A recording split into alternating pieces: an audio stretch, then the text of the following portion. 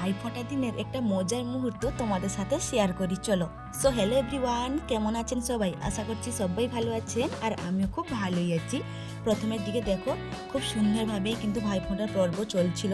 প্রথমে আমার মা মামাকে সিঁদুর পরিয়ে দিলেন, তারপরে যথারীতিভাবে চন্দন পরিয়ে দিলেন, তারপর ফুল, দূর্বা ঘাস, আতপ চাল দিয়ে বরণ করে নিলেন, আর একটা লাল সুতো বেঁধে দিলেন। যাই হোক, সব কিছু ঠিকঠাকই চলছিল। তারপরে যখন মিষ্টি খাওয়ানোর পালা এলো, আমার মা মামাকে ঠিকঠাকভাবে খাইয়ে দিলেন, কিন্তু যখন আমার মামা আমার মাকে খাওয়াতে গেলেন, দেখো কি ঘটে।